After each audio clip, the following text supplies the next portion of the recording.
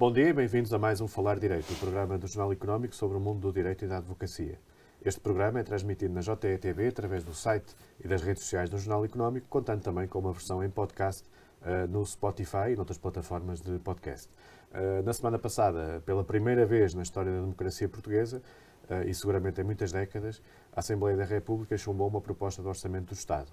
Qual será o impacto na aplicação da esperada bazuca europeia? E qual será o impacto na economia no seu todo, numa altura em que Portugal, a Europa e o mundo estão a recuperar ainda da pandemia? Para nos ajudar a responder a estas e outras questões, contamos com as participações neste programa dos advogados Diogo Feio, sócio da Cérvulo e Associados, e de Tiago Duarte, sócio da PLMJ, a quem desde já agradeço o facto de terem aceito o nosso convite para estarem aqui hoje. E começo por si, Tiago. Como é que vê esta situação, este inédito chumbo de uma proposta de orçamento? E o que é que podemos esperar em termos de timings, na sua opinião, para que haja um novo governo e para que haja também um novo orçamento?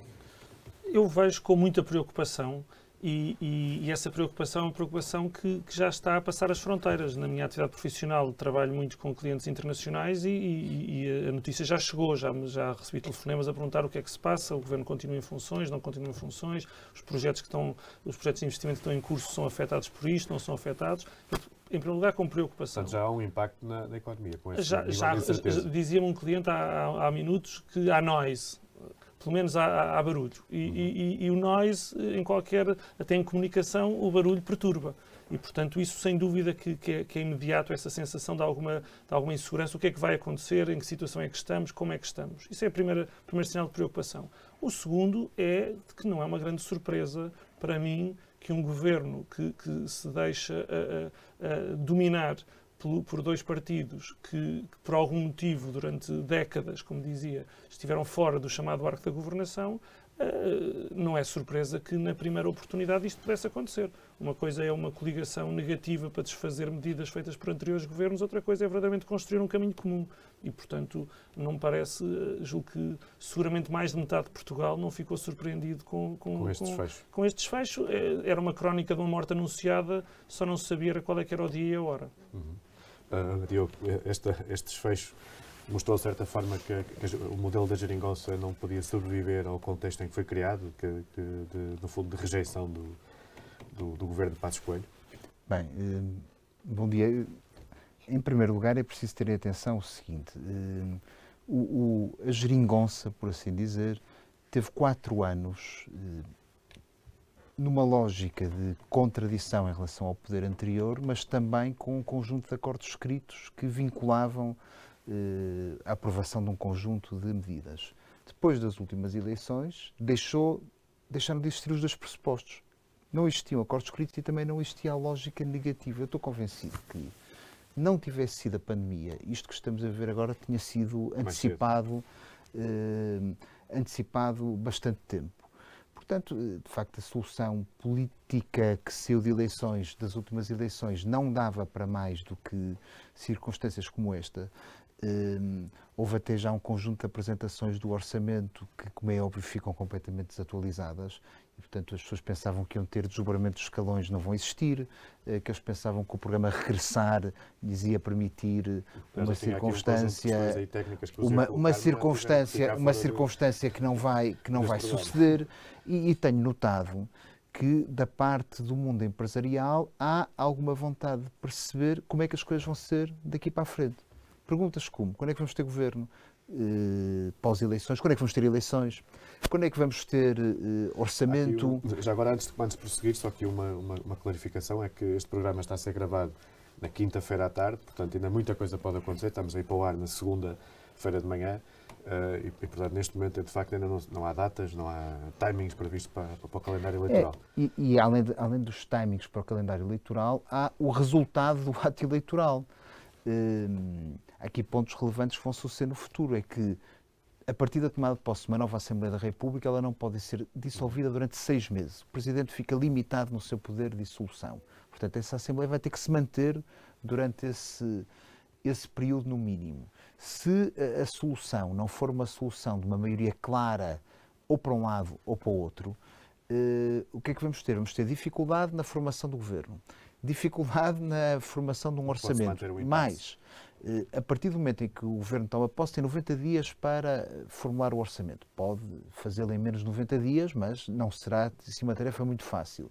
E entregue na Assembleia da República 45 dias para a sua discussão, que depois ainda tem que ir ao Presidente da República e ainda depois tem que ser promulgado e publicado.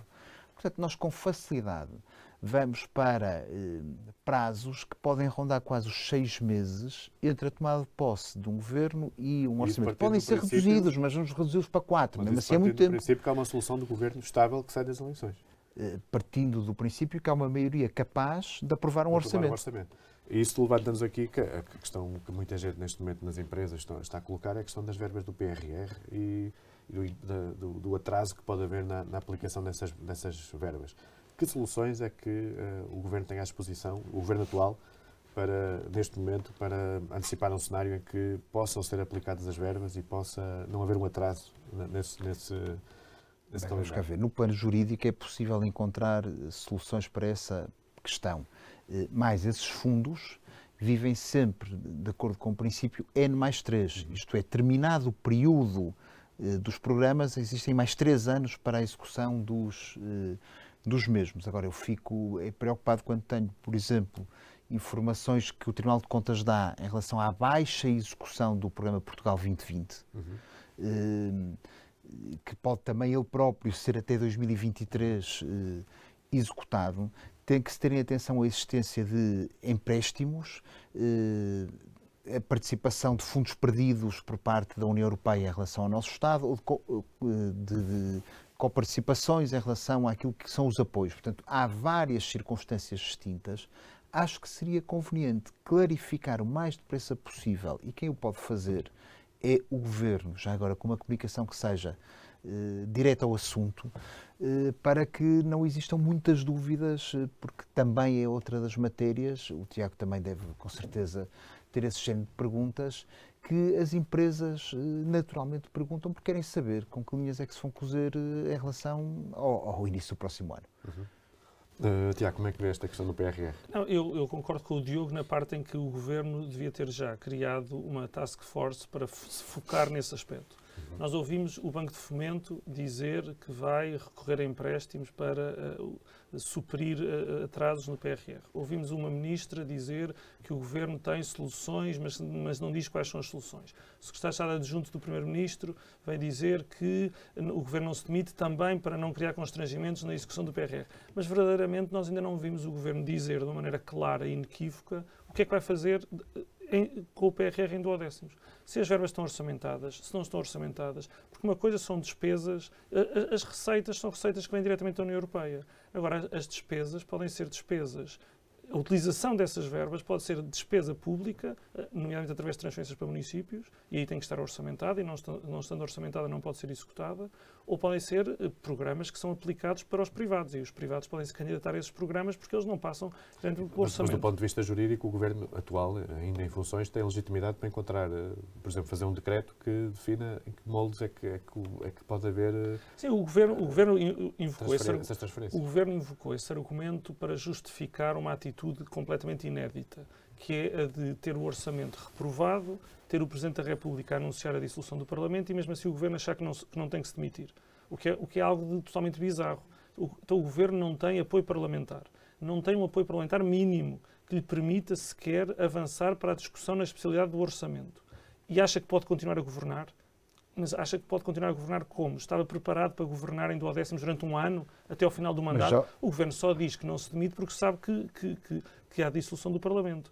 Agora, o Governo, se diz que não se demite e que pode continuar a governar, nomeadamente aprovando decretos-leis, o que é um bocadinho estranho também o Governo aprovar decretos-leis e depois não haver um Parlamento que fiscalize esses mesmos decretos-leis, mas isso pode acontecer, de facto, pode acontecer e o Presidente da República... E o Presidente da República pode vetá-los. Certo. Portanto, tem uma bomba atómica nas mãos. Pode fazer isso, mas eu acho que era bom que o Governo viesse rapidamente, através de um decreto-lei, clarificar os termos em que o PRR vai ser usado.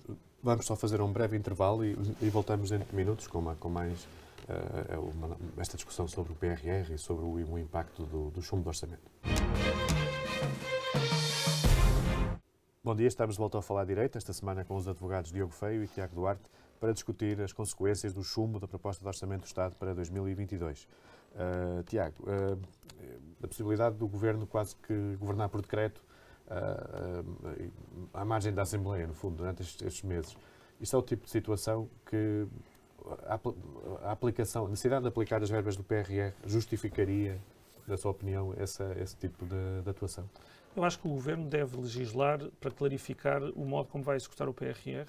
Agora, o Governo não se pode esquecer que a Lei de Enquadramento Orçamental é uma lei parlamentar, é uma lei de valor reforçado. O Governo não pode, através de decreto-lei, afastar-se nem alterar o que está na Lei de Enquadramento Orçamental, tem de a respeitar. É certo que a Lei de Enquadramento Orçamental dá uma margem ao Governo para, durante a execução do orçamento, fazer algumas alterações, mesmo quando o orçamento está em duodécimos, mas vamos ser claros, é evidente que não é a mesma coisa executar um programa com a dimensão do PRR com orçamento aprovado ou sem orçamento aprovado. Isso a própria Ministra Mariana da Silva vai dizer isso de modo muito claro, que durante este período de tempo em que vamos estar em duodécimos, a execução do PRR não pode ser feita como estava pensada. Pode haver diferimentos de pagamentos, pode haver programas que são temporariamente suspensos. Admito que se houver novo orçamento, rapidamente se possa recuperar esse atraso, mas esta primeira fase é uma fase perdida, não há dúvida. Concorda? É uma fase perdida? É uma fase em risco de se perder, diria eu, porque há constrangimentos que vão para além do legal, tem a ver com a circunstância político-social que o país vai naturalmente viver, as questões que são colocadas. Vejamos, pensemos, a dissolução da Assembleia da República que o Presidente Cavaco Silva fez foi na sequência de uma demissão do governo de José Sócrates, porque tinha sido chumbado na altura o PEC 4. Exatamente. E José Sócrates apresenta a sua demissão, ela é aceite e convocação de eleições. O Presidente Jorge Sampaio também dissolveu-se em demissão de governo. Mas depois o governo demitiu-se. O governo, ele próprio, poderia não o ter feito, poderia também ter ficado em... Historicamente não há exemplos de uma situação em que não há, apesar de que, por exemplo, na situação da dissolução feita pelo Presidente Jorge Sampaio, não houve propriamente um orçamento chumbado, não houve um grande momento parlamentar em que o Governo tenha perdido uma eleição e tenha perdido uma base maioritária. O Governo Santana Lopes tinha o apoio maioritário do Parlamento. E, portanto, o Governo António Costa não tem o apoio maioritário do Parlamento, nem nada que se pareça.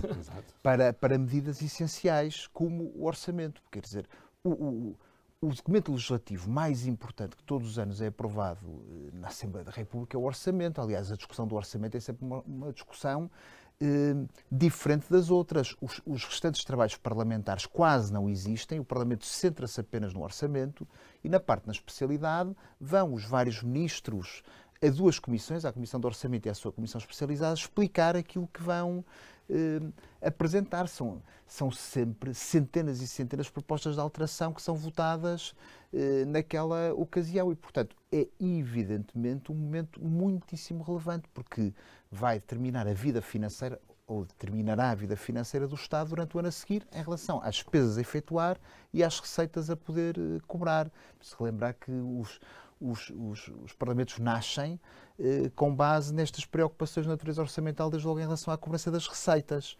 E, portanto, a não existência de uma maioria para um orçamento é um sinal fortíssimo de rejeição de maioria. Aliás, nós não teríamos uma circunstância que levasse obrigatoriamente à dissolução da Assembleia da República. Podia-se tentar apresentar um outro orçamento. Há partidos que estão a defender isto no momento em que estamos a gravar, embora o Presidente já tenha dito, na minha opinião, para tentar pressionar a existência de um orçamento que iria dissolver. Mas agora também está dito, independentemente de ter que correr agora a audição dos partidos e a audição do Conselho de Estado.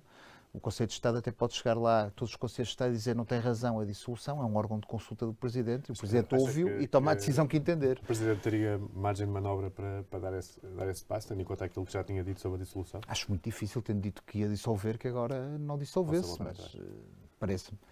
Não, também julgo que o Presidente anunciou mais cedo do que tinha necessidade de o fazer. O Presidente não precisava de ter anunciado. Embora também não fosse proibido para a Constituição de o fazer. Não é proibido, mas o Presidente não tinha que ter anunciado previamente que acha que ele fez isso? Foi para pressionar o Eu acho que não foi para players? pressionar, porque toda a gente sabe que se a maioria do Parlamento rejeita um orçamento, que o Governo se demitiria. Se o Presidente não tivesse dito uma única palavra sobre a dissolução, com o chumbo do orçamento, o Governo demitia-se, porque nenhum Governo aceita governar durante um ano inteiro sem orçamento, e não havia aqui outra hipótese de apresentar outro orçamento alternativo, porque o Governo queimou os barcos com todos os partidos à sua volta.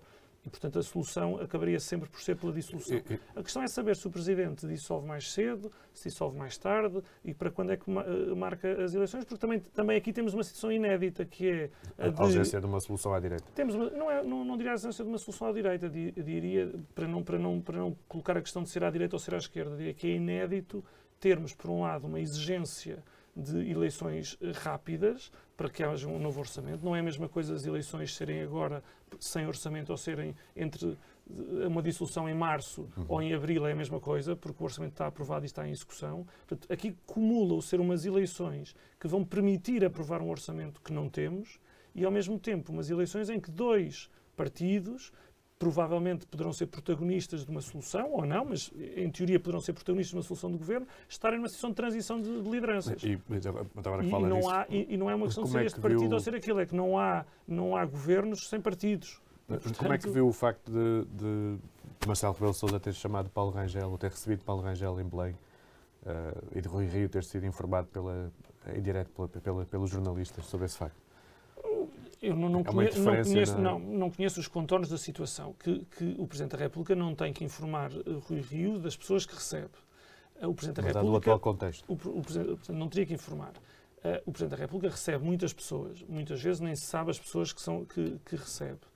Acho natural que receba candidatos à liderança de partidos. Nesta conjuntura, receber um candidato numa determinada altura em vez de outro poderia levar a este tipo de discussões. Não sei se isto foi ponderado ou se não foi ponderado, não acho que seja um tema relevante. Pode ter sido pensado, pode ter sido não pensado, pode ter saído a informação sem se querer que a informação saísse, não conheço os contornos. Diogo, o que é que acha dessa audiência concedida a Rangel? A audiência, salvo erro, foi publicitada no próprio site da Presidência. Concordo com muito aquilo que o Tiago diz. Trago aqui um histórico. Em anteriores eleições do PSD, o Presidente da República ouviu, na altura, o candidato Rui Rio, o candidato Luís Montenegro, um deles até em Lisboa, outro no Porto, num hotel. E não me parece seja assim uma coisa tão estranha ouvir-se alguém que é candidato o atual contexto é que se calhar à presidência de um partido. Presta-se a outro tipo de interpretações, no fundo. Pois, os contextos muitas vezes são relevantes, mas tudo isso um dia vai ter uma explicação, porque uma das características que tem o Presidente é a de, depois de uma forma muito ordenada, dar a explicação daquilo que foram as suas tomadas de posição. Portanto, algumas que até podem ser consideradas neste momento um bocadinho incompreensíveis, vão ter um dia uma explicação e isso será possível fazer um juízo. E, portanto, inclusive a sua ida ao multibanco em direto. E, portanto, terá sido para pagar uma conta. Agora, não vale a pena muito antecipar essas explicações. Isto é um processo que está em curso. Vamos ver o que é que vai suceder na próxima semana, como é que as coisas todas vão passar. E eu volto a lembrar que claro, estamos a gravar este programa à quinta-feira. Mas mesmo, por exemplo, na segunda-feira, ainda nada de muito definitivo haverá, porque o Conselho de Estado, salvo erro, reúne na quarta-feira com a Sra. Lagarde, não sei se de manhã se à tarde, e para tratar desta matéria também não sei se de manhã se à tarde, quando será a reunião. Vamos continuar a analisar este aspecto político. Depois de um breve intervalo, voltamos dentro de minutos. Bom dia, estamos de volta ao Falar Direito, esta semana com os advogados Diogo Feio e Tiago Duarte, para discutir as consequências do chumbo da proposta de Orçamento do Estado para 2022. Tiago, voltando ao tema da incerteza que existe a nível político, há também alguma incerteza em relação ao futuro da própria esquerda, da forma como esse chumbo do Orçamento provou, de certa forma, que António Costa tem dificuldade em federar as esquerdas atrás de uma solução de governo por si liderada. Concorda? Ou acha que é possível uma nova geringonça? Não, eu acho que quando temos uma solução de um partido grande com dois partidos mais pequenos, o partido grande pode ter sempre a expectativa de um dia não precisar dos partidos mais pequenos. E, portanto, pode ter sempre a expectativa de ou almejar uma maioria absoluta que lhe permita governar sem os partidos mais pequenos. Mas os partidos mais pequenos não têm a expectativa de algum dia poderem governar sem o partido maior. E, portanto, para o Bloco de Esquerda e para o Partido Comunista, a única maneira possível de transformarem em prática algumas das políticas das ideias que têm é apoiando um governo do Partido Socialista. Quando o Bloco de Esquerda e o Partido Comunista preferem chumbar o orçamento e com isso não pôr em prática algumas, não seriam todas, mas algumas das políticas e das medidas que quereriam, mostram que são partidos de protesto. Mostram que são partidos mais confortáveis que estão mais confortáveis em dizer o que queriam fazer, mas não fazendo, do que sabendo que, para implementar algumas medidas, outras terão que ficar pelo caminho. E, portanto, o que eu retiro desta decisão do Bloco de Esquerda e do Partido Comunista é que são dois partidos que estão mais confortáveis fora do sistema do que dentro do sistema, porque tiveram a oportunidade de estar dentro do sistema e não aproveitaram essa oportunidade. E não terão outra melhor.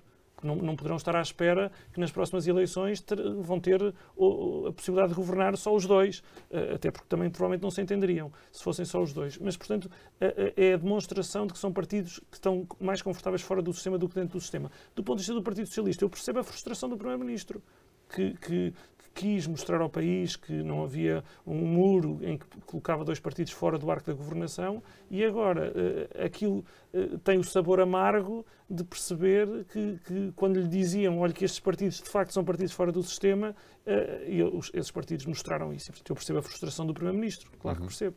Diogo, acha que é possível um cenário, ou a única solução pode passar por um cenário de Bloco Central? Eu acho que há vários cenários. Esse pode até ser o último. Pode suceder que aí vamos parar. Imaginemos uma circunstância em que não há soluções estáveis, maioritárias, para aprovar um orçamento, ou do lado da esquerda ou do lado à direita. Pode suceder que exista uma pressão, que eu diria que é quase social, para uma solução de Bloco Central. O Partido Socialista já veio dizer que não é a solução que quer. E do lado do PSD, vê, quer seja Rio, quer seja Rangel, é um cenário que seja possível? Vamos cá ver. Eu acho que é um cenário que pode vir a ter que ser possível. É uma coisa diferente dele ser possível. As circunstâncias podem mesmo levar a isso. O que, aliás, seria curioso, numa altura em que o país dos blocos centrais está a sair dos blocos centrais, que é a Alemanha, Portugal, que tão marcado está agora numa lógica de dois lados, sem pontos entre si, ter que entrar por aí. Mas também há uma tradição em Portugal do primeiro orçamento ser viabilizado pelo outro partido, ou seja, mesmo que não haja um Bloco Central, haja, por exemplo, um governo socialista, ou o PSD, e ser viabilizado pelo outro maior partido. Depende muito agora das circunstâncias, vai depender muito do resultado eleitoral. Na minha opinião, um eleitor médio que está a assistir a tudo isto pensa, eu não quero que isto volte a acontecer. E, portanto, eu diria que se fosse fazer uma aposta, os eleitores vão pensar muito qual o lado que pode vir a ter uma maioria. O eleitor português tem sido sábio. E eu acho que vai cair naturalmente. Eu acho que a probabilidade de existência de maioria absoluta ou para um lado ou para o outro até é relativamente grande, independentemente de termos uma grande fragmentação parlamentar por termos muitos partidos. Parece-me que os partidos mais pequenos desta vez vão sofrer uma pressão de voto útil que vai ser imensa. À esquerda, dizer uma coisa, não há na nossa história eleitoral circunstâncias em que o partido júnior de um acordo, e eu sei disso por experiência própria, tenha saído bem eleitoralmente depois de acabar o governo. Ao lado do espaço centro-direita, em que se fala de novas formações partidárias que parecem que vão ter um grande sucesso, eu acho que na parte final e na hora do voto os portugueses vão sentir muito. Acha que isso pode acontecer, inclusive, com o Chega? Eu acho que pode acontecer. Olha, é uma coisa muito simples. Até posso dar um outro exemplo que não o do Chega. Salvo erro, aqui no município de Lisboa, a Iniciativa Liberal tem uma diferença de 4.000 votos entre Câmara e Assembleia Municipal. A Câmara com menos votos do que para a Assembleia Municipal. E Carlos Moedas ganha por mais ou menos essa vantagem. E, portanto... Mas o Chega teve mais votos que a IEL, em Lisboa. Está bem, não estou a dizer o contrário em relação, mas também não elegeu vereador nenhum. Sim, tiveram os dois aí o mesmo resultado em relação à variação. E se olharmos para aquilo que foram os resultados eleitorais autárquicos, o que se nota é que o Chega tem um resultado muito concentrado a nível de possibilidades de eleição em Lisboa, Setúbal, Santarém e depois Porto, quase pelo tamanho do círculo, porque não há uma grande votação no distrito de Porto. Quanto ao Chega, não vejo que noutros círculos possam ter grandes hipóteses de eleição de deputados. Portanto, é o que acontece um bocadinho com o PCP, é o que acontece também menos com o Bloco de Esquerda, que é um partido mais nacional. Portanto, eu diria que isto agora vai ter que ser. A campanha eleitoral começou no debate, orçamental. A polarização nos dois grandes partidos. Pode haver alguma polarização nos dois grandes partidos. Concordo, Tiago. Vamos assistir, de certa forma, a um desfazer daquele fenómeno que temos assistido nos últimos anos, em que houve um aumento de pequenas grandes formações que ganharam um palco. Tenho algumas dúvidas. Acho que enquanto nas anteriores dissoluções parlamentares era mais ou menos expectável que a seguir à dissolução parlamentar houvesse uma alteração do quadro parlamentar, e isso aconteceu, tirando o caso do primeiro governo de Cavaco Silva para o segundo governo de Cavaco Silva, em que reforçou a maioria, o que também era expectável. Mas nos outros casos, quando acaba o governo de Santana Lopes, bem ou mal, havia uma expectativa de mudança e houve. Quando acabou José Sócrates, houve uma expectativa de mudança e houve. Portanto, mesmo quando foi, no caso de Guterres, a mesma coisa. E, portanto, as dissoluções antecipavam uma mudança do quadro parlamentar. E aqui, neste caso, eu não estou seguro que essa mudança do quadro parlamentar possa ocorrer ou possa ocorrer com grande visibilidade. O Partido Socialista vai para estas eleições, por um lado, fragilizado porque não tem o seu orçamento aprovado, mas, por outro lado, fortalecido por poder apresentar um conjunto de medidas que tinha no projeto orçamental, medidas favoráveis para as pessoas, dizendo que estas medidas só não são hoje realidade porque os dois partidos à esquerda não quiseram e também porque os partidos à direita não quiseram. E, portanto, tem esse argumento. Agora, o que vai ser necessário é encontrar uma solução de governo. E se, de facto, como dizia o Diogo, se não houver um governo à esquerda, e aí eu acho mais difícil, a situação mais difícil neste momento é o Partido Socialista ganhar as eleições sem maioria absoluta e ter que fazer um entendimento à esquerda, porque aí acho que não há caminho neste momento.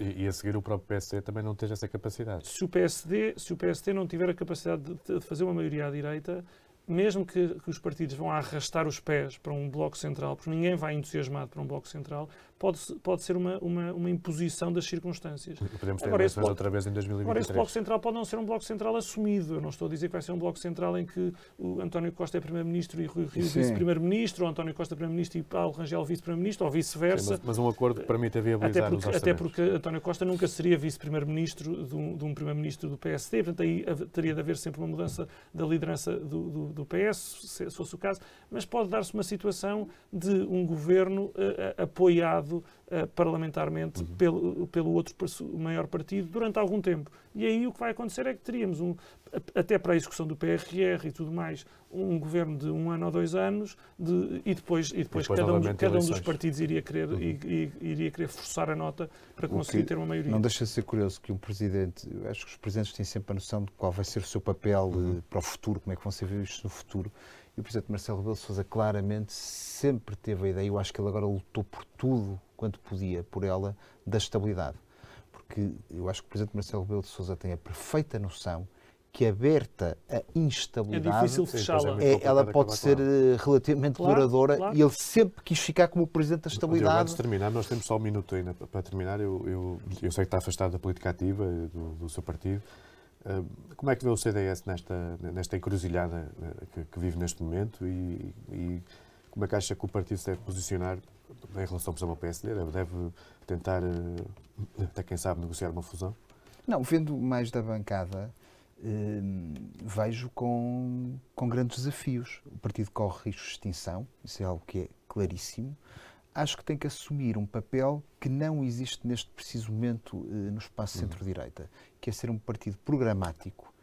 Há pouco tempo para o fazer com eleições a correr. Eu compreendo pouco assim. Quero fazer uma coligação com o PSD, mas porquê? Para ter, de acordo com os padrões de um acordo, 3 ou 4 deputados, não me parece que isso faça sentido e poderia ter um papel. O CD sempre foi um partido de charneira, visto como possível partido de charneira até entre o PS e o PSD. Ser um partido de charneira à direita, por exemplo, fazendo uma ligação que eu acho que seria muito interessante, também com a iniciativa liberal, em relação a uma possível solução do governo. Portanto, eu viria estes 6 caminhos aqui num trilho que é muito estreito.